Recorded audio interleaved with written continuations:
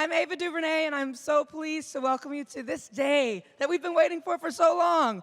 So this these seats will be filled with the cast and the creators and all of the people behind this wonderful final episode. So let's just jump in and get started. All right, look at them. Aren't they beautiful? They're fantastic, and they're all here. Exciting. So let's get started and just dive in. As the only other person to take the reins of this twice, besides Mr. Lucas, what was the difference between your first day working on Rise of Skywalker and your first day working on Force Awakens? What happened in the middle? Were you more confident? Were you just as scared? What happened? Well, first of all, thank you, Ava, for being here. We're very lucky to have you. Thrilled to be here. I think the difference is that the pressures shifted. We didn't know at the beginning of Force Awakens exactly what it would look like to have Daisy Ridley and Adam Driver and Oscar Isaac and John Boyega, and what would that cast be like? And we had to figure it out and discover it. The first day of Rise of Skywalker, we sort of knew some of those things. We knew those things were working. What we didn't know was everything else. And this was wrapping up, not one film, not 3 films, but 9. And so the responsibility was significant. And the movie, this is a pretty big picture. The scale of the movie is pretty enormous. And we knew that none of that would matter, none of it would work if you didn't care deeply and track with the people. So the most important thing, the people, we were good with. We knew we had this incredible cast who I think have gone above and beyond anyone's expectations and are truly spectacular in the film. Just to continue to ask you though, this is doesn't have a comic book to follow the story. There's no blueprint for this. This is coming out of you and Chris's head. And what you had talked about was, wrapping up 9 films. That's an awesome responsibility. So at the moment that you accept the invitation to do it, and it's the next day and you're home, and you thinking, oh wow, I gotta end this thing. Just personally, as a longtime fan of it, what was your personal process to get there? Did ideas start to come immediately? Were you quiet for a while? Did you meditate? Because we had worked on Force Awakens, Larry Kasdan and I and Michelle Rejwan and Kathy, producers, we had talked about quite a few things back in the day. So it was a bit of sort of picking up where we had left off.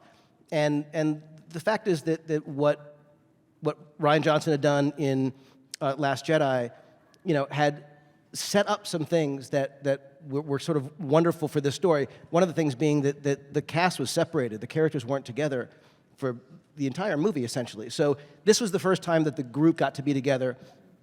Chris and I got together. We knew immediately we wanted to, tell a story of a group adventure. There were some very specific things that we were both drawn to immediately. And we just started doing the thing that you do, which is you say, what do you desperately want to see? What feels right? Why JJ? Why JJ? Why this guy? The one thing I know about Star Wars and the one thing I know about these kind of tentpole movies is this unique combination of needing dramatic storytelling, gravitas, and a great sense of humor.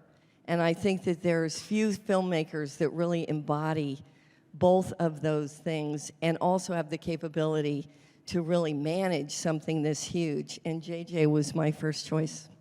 So that was an easy one. Absolutely, yes, yes. Chris, when the initial call came in to co-write this screenplay, how long did the kid in you do somersaults before the writer in you started to hyperventilate?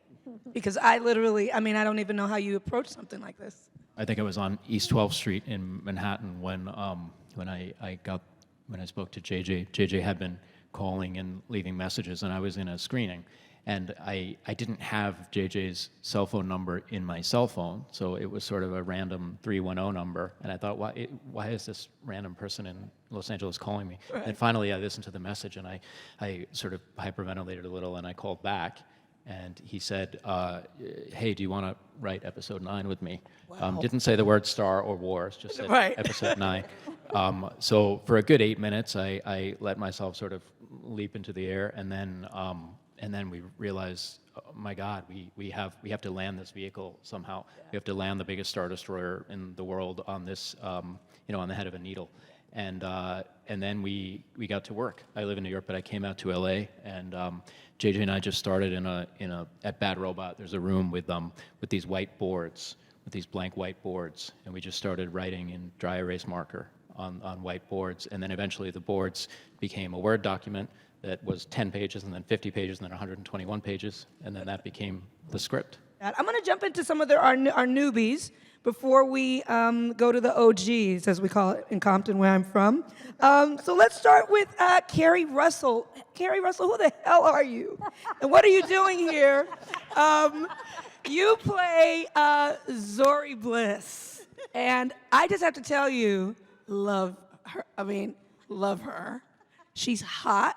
She's badass. From the moment you see her, I just wanted to see more of her. Can you tell us a little bit about her? How did you approach her? And did the anonymity of being masked as an actor add something new for you to play with? Definitely. No, JJ called me or emailed me and said, "Do you want to be in Star Wars?" And I was like, yeah. And, but then he told me about the idea about the mask, and yeah, personally, I love the mask. I mean, that's my fantasy dream sequence, that I can see everyone in this super tough version of myself, costume, and no one can see me. I mean, that's my dream. It's a real power play in a way, because no one can really see what you're thinking, but you can see everyone else. But yeah, it was amazing, and I've known JJ for so long, and I just feel like we have a shorthand, and we speak the same language in a way, and I just feel like JJ got to finish a piece of history in a way by getting to do this, and he did such a great job. He really did. Jana, Naomi, welcome. This is a big thing to step into. You're, for any actor with tons of experience and a lot behind them, it's a lot to step into. Let alone someone who's newer to the scene. Yeah. So, did you just come in and say, you know what, I'm gonna walk on with just swagger. I'm gonna be fearless, or did you just, just kind of, how did you prepare? Did you have a defining moment where you knew how you were gonna approach this? I felt like it was really through the physicality. Like I felt like Jana's strength was in her body. Like, she's a very grounded character. So when I got to training, that's when I started to be like, okay, I got this. right, okay, like being able to do pull-ups and horse riding, and then I guess with that came like confidence that I hadn't previously experienced, and then working with JJ and figuring out like what the balance was between, strength of a character, but also a vulnerable side. Someone with a heart. We don't always have to just be like strong and fierce, but you can also, sometimes vulnerability is strength at the same time. So kind of finding that balance was really interesting. And I feel like we found it by the end. I mean, literally, and also, like, because we watched it yesterday, I'm not being funny, like, I left it, like, my heart was beating so hard, and it's the most visually beautiful thing I've ever seen. It makes you feel like a child, and there was an element of feeling like a child on set that, it's like the whole cast allowed that to happen, and JJ was the one who allowed us to be here, so yeah, very grateful. Yes, well done. Kelly Marie Tran, you're back. You're back. What was the camaraderie like on set, getting the gang back together? Like I said, as you're watching it, it's just so heart-expanding to see everyone in the same scenes together. What was it like actually doing it? It was really wonderful. I think that from the last film, there seems to be such a, bond between everyone. And then also the new guys. Like, everyone just feels, it sounds so cheesy and so cliche, and it is, but it truly feels like everyone's a family, and we're all just there to have fun and be part of something that's so much bigger than us as individuals. And that's a really cool thing to share with people, so. It felt like these scenes denoted community, right, in the scenes within them, but they also were very closely connected to Keri. And so I wanted you to chat a little bit about, the feeling on the set around doing that work in her absence. I think for myself, I can only speak for myself, there is sort of this idea that, JJ has talked about ending 9 films, and Keri was such a big part of all of that. So I think for me personally, there was a lot of wanting to honor this thing and do right by this thing. Joonas, Chewbacca, why? Love it. Why has he endured? Why do we love him? What are the qualities that endear him to us? You've thought about him more than the rest of us. What is it? I mean, for that, we have to go back to 1977 or whatever, and when George found Peter Mayhew to play this character that was supposed to be, nobody knew what it was going to be, and it's that thing where you don't know going into these things how it's gonna look, and I think Chewbacca's endurance has to do with the fact that Peter's unique physicality that I sort of inherited and I try to bring on screen. It created this character that moves not quite like a human. It's very unique, the way Chewbacca appears on screen, and the way he's. So that's what created the memorability of that character, and what people, even if they haven't seen Star Wars, they might know what Chewbacca is, and that's what I'm a custodian of. And that's what I've taken. And when Peter passed this last year, I was heartbroken. But I like to think that in this film, I attempted to do him justice. And while working with this incredible cast, I'm really happy that we're part of something that's so much bigger than ourselves, but that we still get to play and have fun in. And for that, I'm forever grateful to be a part of this. Anthony Daniels, the great. Can we give him a round of applause? Immense respect to you, sir. You've been in all of the Star Wars episodes. This is your final walk as C-3PO. It's been a joy to watch you through every film. So thank you for what you've given.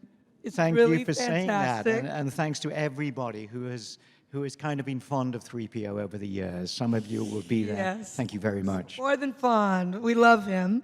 Can you just sum up your journey as an actor? You've done something in these films that hasn't been duplicated, that no one else has done. You've touched every one of them. You've worked across all of the worlds, all of the planets, all of the ideas and the stories. I don't know how you'd start to summarize it, but maybe you can try. Well, I've just realized in the last few months something that I hadn't ever got before. Because I've been in all of them and all the spin-offs and stuff, I am so close to it. And I said it's rather like having your nose up against the planet. You can't see how big that planet is. And gradually now, I'm beginning to get a perspective on it. And that comes from talking to fans, to people who say what Star Wars has meant to them over the years. It's meant something completely different to me. It's a job. It's kind of fun. It's kind of awkward sometimes. As we all know, it's not a smooth ride. But finally, I'm getting to see it almost from the other perspective, and that's the perspective of the audience who've been there all this time. And I'm really glad to have survived all this long enough to get this perspective. You've got a unique perspective that no one else has. Right. Thank you. Richard E. Grant. Your Twitter last night was epic. Your tweet was epic. You were on cloud nine after seeing this film. I'd just like you to talk a little bit about your reaction to the film for those who did not see. Can you get back to that moment and share with us what you felt? I thought that Disney would sue me for You were very emotional. because I think that you're not supposed to say anything about it, but I didn't tweet any spoilers about it at all. But having seen it first when I was a theatre student when I was 20 years old, and before any of the younger cast were even born, it's an extraordinarily emotional thing to see just the passing of time that goes through all of these movies. And it felt really like a combination of everything that I've read in the Bible, Greek mythology, The Wizard of Oz, all, rolled into one in this extraordinary summation of the whole story that delivers an emotional wallop at the end that I was totally unprepared for, and I was wiped out, and I barely slept. So thank you very much for having me. Mr. Williams, so your career is much bigger than movies for many people, and it is for me. And I just wanted to talk a little bit about Lando and how you approached it as an actor, coming back to a part so many years later. Did you look at the previous films? Did you just, use the script that was in front of you? What was your process as an actor to get back to him? I have a lot of admiration for this young man called Monsieur J.J. Abrams. Yes. And it was pretty much, when I worked with George, that was an opportunity to work with somebody who was really extraordinary. And here again, I have an opportunity to work with somebody who's really extraordinary. Actually, we worked together when he was doing Lost. I played myself playing a killer, which I thought was a very interesting idea. And I thought, this guy is really crazy. But fabulously crazy. But anyway, this has been a great pleasure for me, coming back to do Lando. I didn't think that it would happen. I just wrote it off, and I said, well, I did what I had to do, and that was it. But when I got the call from JJ, and then when we met, I just sat there and I just chuckled, because I thought it was just a wonderful gift. Yeah. So I'm a very, very happy human being right now. One of my favorite actors is up on this dais, and I feel like he can do anything. His name is Oscar Isaac. And Poe feels different in this to me. He's a bit, I think he was always supposed to be a bit of a swashbuckler, but he's like dropped into the swashbuckling thing in this. Like, it's all, you're dripping swashbuckling. Pants. Is it the pants? And the knee-high boots, really. I think it's really Michael Kaplan that really brought the swashbuckling to this one, What am I seeing that feels different in him from the previous? Yeah, I mean, he's kind of always been a bit of a wild card energy and figuring out where he fits in the story and what story is being told. And I think with this one, JJ and I talked a bit. I remember JJ being excited about kind of dirtying up the squeaky flyboy image that he's had for a bit and just revealing a bit more of his personality. And I think that really comes out because I've been taken away from my little box in space, and I get to join my friends this time, and you really get to see the interaction with the three and the hope that I think that he, in particular, brings in this one. There's a kind of a relentless, almost aggressive optimism that he has, and how that is tested, and how he tries to be there for his friends, tries to push them along even when it seems quite hopeless. And then I think also the way that we approached shooting a lot of these scenes, there was a looseness to it. There was things shot in big, beautiful, choreographed takes that are just astounding to watch, where you'll follow one character walking through this maze of an amazing planet with all these stormtroopers and aliens, and you realize it's all this one amazing continuous take with then us talking over each other. So it was that kind of trust that JJ kind of that allowed, I think, a real spark of vitality. You and John, I mean, John is like walking charisma, like charisma on legs. Like if you look up charisma in the dictionary, it's John with legs. The two of, I have a different dictionary, special one. But the two of you have, it might be the greatest bromance in. It's juicy. It's hot, it's good. But this connection, was it something that you all had to work at? Is it something that is contrived and you really don't like each other? Like how does this clicking that we see on camera? John, can you speak a little bit to the relationship? When Oscar first came in, there was some other actor that I read with, and the chemistry was blatant, and there was a natural vibe between me and Oscar. I don't even know why. I just like the guy. And I just walked into my dressing room and it was so sweet. He's like, you wanna run the scene before? I was like, yeah. And then we just got in the dressing room butt to butt and ran the scene together. Yeah. And then from then on, we've been in that position ever since. I just think, it is what it is. It's just a good chemistry, and I think I felt most comfortable while auditioning doing the scenes where Poe was involved anyway, because I've always liked the guys in the film. I just like the boys. You know, I love that. I love that element, and I was glad that we could find that in our relationship. Yeah, it really comes through. It's beautiful. It's really fun to watch. Anything that you learned from this part that you were surprised that you learned now that, you know, we're at the final episode from when you first tackled it to now? A big lesson that he gave you when he talks to you in his head. And I'm not talking about JJ, I'm talking about Finn. Oh, Finn. When Finn talks to you in his head, not when JJ talks to you in your head. What does he taught you? I just like loyalty. Loyalty is something that I find very, very important in my personal life. I think it's super important to be loyal and to understand the way in which people want to be loved and communicated with. It's like, you know, proactive love is something that Finn does on a day-to-day basis, you know. Throughout the film, a lot of the times, Ray is going off on this, you know, really hard journey as a character blessed with so much power, and Finn tries to support her in that journey, and sometimes it's hard. And, you know, in my real life, you know, if I've tried to get in contact with you 3-4 times and you're going off, I'm going to leave you alone. Finn's going to come for you and try and make it work regardless. So, Adam, you, am I technically in the proper Star Wars lore if I don't just call him Kylo Ren? He's also Ben Solo, right? Like, if I say Ben Solo, is that also accurate? Or no? Can he not be Ben Solo, or is he rejected Ben Solo and I should not use those words?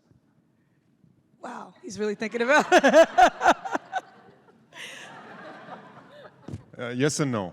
Okay, well, let me ask you. My question is, in your performance of Kylo Ren, did you allow Ben Solo and who he was before to influence the way that you played Kylo? Or once you entered into Kylo Ren, were you in a completely different space? Did you bring his legacy and his heritage into the performance with you in this piece? In this one? Yes.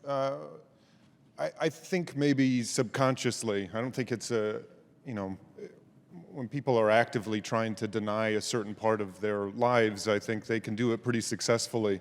And then it just turns into what is happening around them that brings it out in them. So I think maybe, but it's not. I don't think it's something that we actively talked about playing it. But it definitely is the thought to have. And since you... But I think that's a testament to the writing that from the beginning it was never someone... You know, from the beginning, it being called Force Awakens was intentional in that it was the Force Awakening for both sides, the light and the dark. And JJ, even in those first meetings, talking about someone who is unformed and not a, you know, quintessential, in control, you know, of his faculties, knows where he fits in the, you know, which again is helpful for me as an actor because we were figuring out the same thing. It totally echoes what's going on in the story, you know, especially in the first one, new cast figuring out where you fit, you know, in a legacy that spans, you know, so much time. The end. So that was helpful, but I guess in similar in that. I guess it's a subconscious thought in playing it. I guess it's also a subconscious thought as me as an actor thinking about it. So Daisy, would you say the biggest demands were more the physicality or the depth of some of the scenes emotionally? And which one? It's a good question because with the physical stuff, you train and train and train, and then the adrenaline helps you like on the day to like do the thing. But obviously the stamina needs to be there for you to continue to do the thing. But I would say I was more tired emotionally because there really wasn't a day where I was like, no, it's just a quick scene. Coming from the last one, which was quite heavy, even the joyous scenes I found very strange to do. And then obviously there's a lot of other stuff that's going on.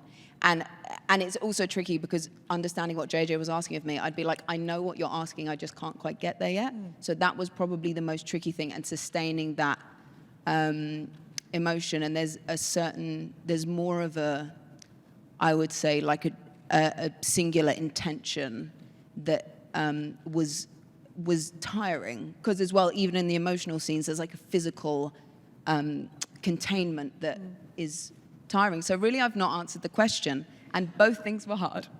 But what was it about the joyous scenes that created more of an obstacle for you? It's just so strange because I've gone from, a film with a lot of being like, please be my friend, Luke. And he's like, go away. And I'm like, no, please. And then, very emotional stuff with Adam.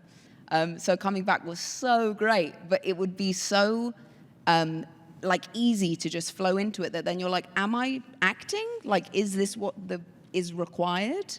Because I'm basically bouncing off of Oscar and John and Joonas and Anthony in such a joyous way that you just feel like you're having a chat with your pals. Right. So it's not like difficult in like a way, but it's strange wondering how that general vibe is going to translate into a scene. So for George, it was really important to him that these films mean something.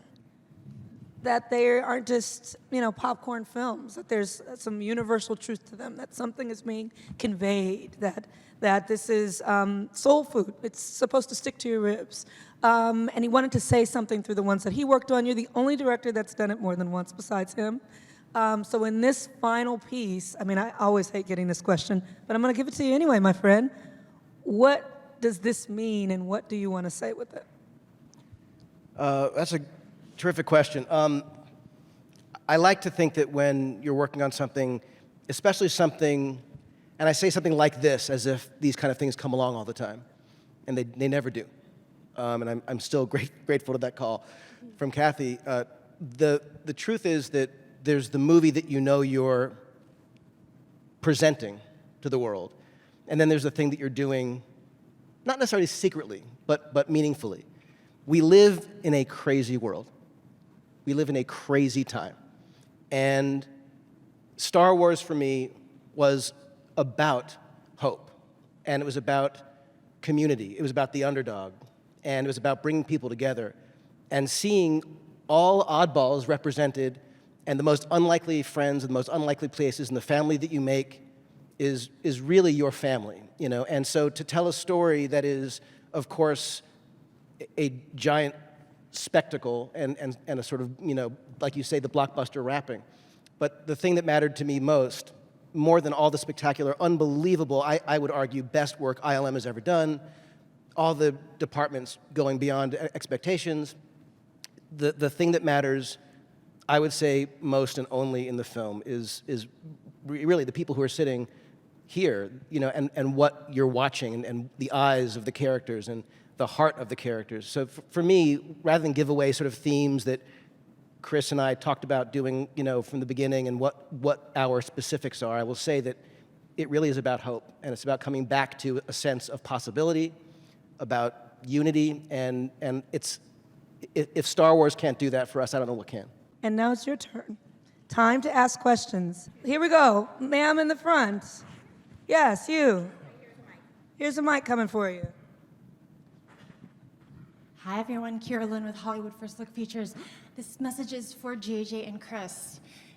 Being able to sit down and write a screenplay of this magnitude, I want to know what it was like when you guys realized that it was finished. Like you were done with the story. Like, I can only imagine what that would be like. Is it finished? Is it? Ha-ha. Well, there was a moment in the process when JJ and I were agonizing over something in the third act, and we were in a room with Michelle Rejwan and Kathy and JJ and I, and we couldn't seem to get it, and we went outside the room, and Rick Carter, the production designer, sort of legendary production designer, said, "I think the reason you and JJ can't write this scene is because you don't want Star Wars to end." And I looked at JJ and we knew he was right, and then we had to go and write it. And then, of course, the movie is remade, on the set, and remade in editing, and remade in scoring, and remade in all kinds of ways. So we kept rediscovering the story. But I have to say, it was I think both of us mourned the moment when we typed the characters' names for the last time. I mean, the moment of joy you have when you type, Lando, and type some words underneath Lando is something that is indescribable, but also the moment of sadness and longing when you type it for the last time is memorable. What Chris said. I will only add that when I called Chris about asking if he would be willing to do this, and you screamed because you were such a Star Wars fan, which I had been told. I was such a fan of Chris's, had read a number of his screenplays, and Argo I thought was just so beautifully written, and I needed to have someone writing this with me who would, from the very beginning, remind me of how much Star Wars meant, who hadn't been inside of it before the way I had. And I said to Chris at the very beginning, if you do this, you're going to be with me the whole time to the very end. And Chris, being the humble man that he is, made some self-deprecating joke about how I won't want him around, whatever.